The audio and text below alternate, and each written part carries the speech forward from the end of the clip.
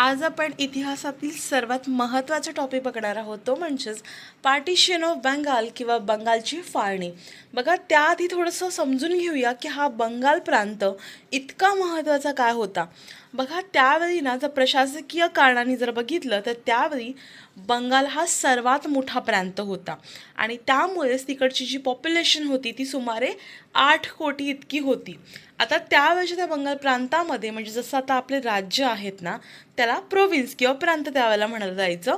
त्याच्यामध्ये ना आजचा आपला वेस्ट बंगाल, बांगलादेश, बिहार, ओडिसा, आसाम यांचा समावेश होता. म्हणजे तुम्ही अंदाज लावू शकता की हा किती मोठा प्रांत असेल आणि म्हणूनच ब्रिटिशांची नजर याच्यावरती होती.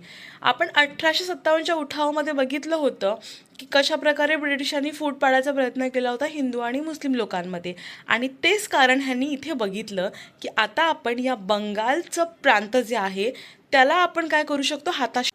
आता बघूया राजकीय कारणं काय होती.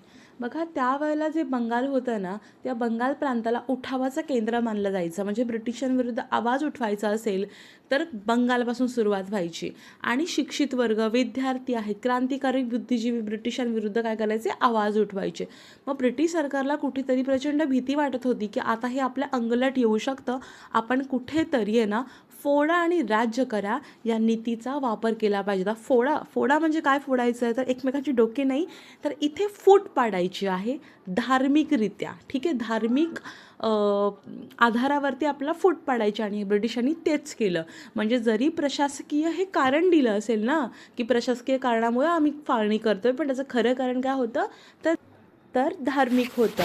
बघा, त्यावेळेस जो व्हॉइसरॉय होता कर्झन, तर यांनीच 1905मध्ये बंगालची फाळणी जाहीर केली.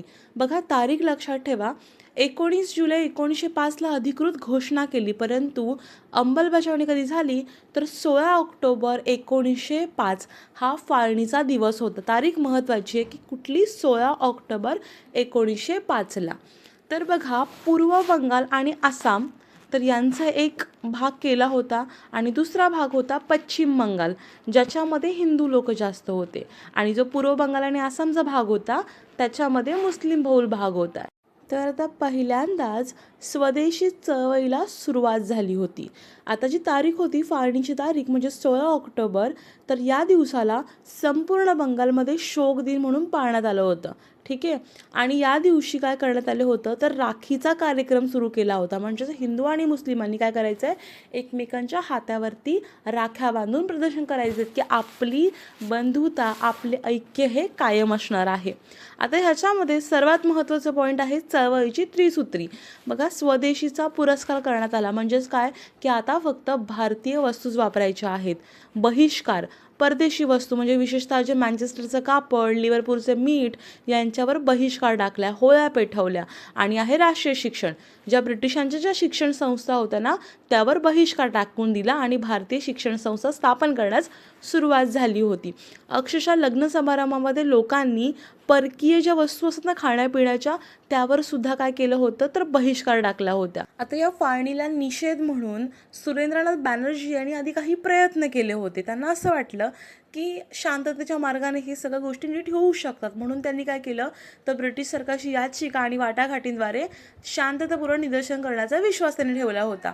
मग त्यांनी सार्वजनिक सभा आयोजित केल्या होत्या, संवैधानिक पद्धतीने अपीलसुद्धा केलं होतं. परंतु ज्यांना जेव्हा माहिती पडलं की आता याचा काहीही उपयोग होऊ शकत नाही, तेव्हा त्यांनी निषेध करण्यासाठी त्यांनी म्हणजे कोणी सुरेंद्रनाथ बॅनर्जी यांनी, तारकानाथ पलित आणि आनंद मोहन बोस यांनी काय केलं, एवढंच नव्हे तर बाळ गंगाधर टिळक आणि बिपिनचंद्र पाल यांसारख्या नेत्यांनी स्वदेशी चळवळ व परदेशी वस्तूंवर बहिष्कार टाकण्यास सुद्धा सुरुवात केली होती.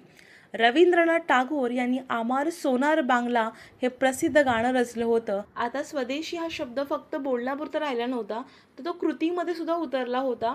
बघा, बंगाल केमिकल्स अँड फार्मास्युटिकल्स कंपनीची स्थापना केली होती. कोणी तर प्रसिद्ध शास्त्रज्ञ प्रफुल्ल चंद्र राय यांनी केली होती, आणि त्यावेळेला ही पहिली भारतीय मेडिकल किंवा औषध निर्मिती कंपनी ठरली होती. सेकंड आहे Tata iron and still company म्हणजेच टिस्को. तर जमशेदजी टाटा यांनी 1907मध्ये ही कंपनी सुरू केली होती. का तर परदेशी पोलादावरील अवलंबित्व कमी करणं हा यामागचा उद्देश होता. एवढंच नव्हे तर साखरेचे कारखाने साबण बनवायचे उद्योग आणि काड्यापेट्यांचे कारखाने सुद्धा बंगालमध्ये जे स्वदेशी विणकामाचे उद्योग होते ना ते पुन्हा आता जोमाने सुरू करण्यात आले होते. त्याचबरोबर नॅशनल काउन्सिल ऑफ एज्युकेशनची सुद्धा स्थापना करण्यात आलेली. कधी तर 15 ऑगस्ट 1906 रोजी. आणि बंगाल नॅशनल कॉलेजची सुद्धा स्थापना झाली होती आणि जे पहिले प्राचार्य होते अरविंद घोष. आणि याच काळामध्ये आता स्वदेशी बँका किंवा स्वदेशी विमा कंपन्यासुद्धा सुरू झाल्या होत्या. आता काही राजकीय संघटनासुद्धा ह्याच्यामध्ये ॲक्टिव्ह होत्या.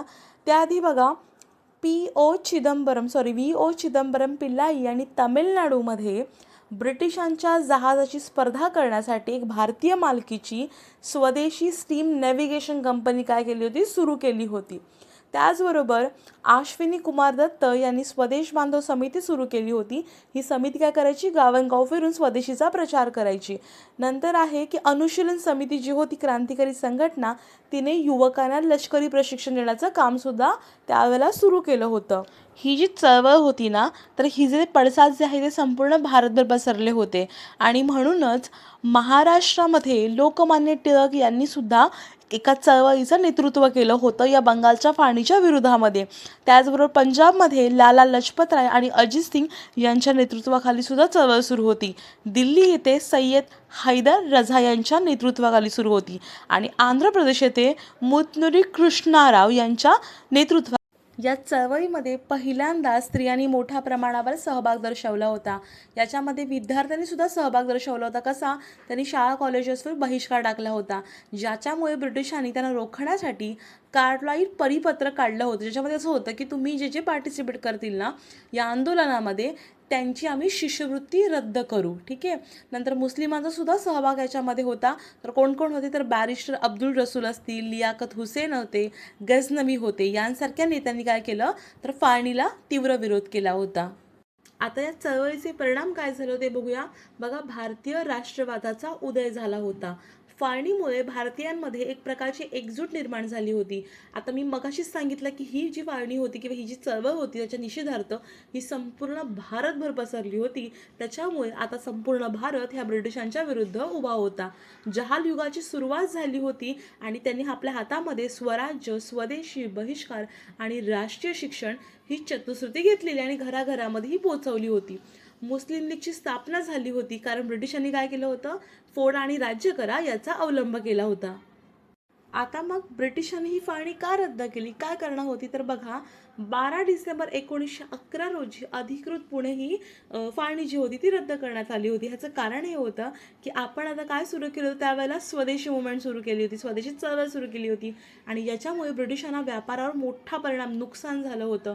राजकीय अस्थिरता पण सुरू होती. का, तर बंगालमध्ये ज्या क्रांतिकारी कारवाया ज्या होत्या त्या मोठ्या प्रमाणात वाढत होत्या आणि असंतोष इतका पसरला होता की ब्रिटिशांना आता राज्य करणं कठीण सुरू होतं.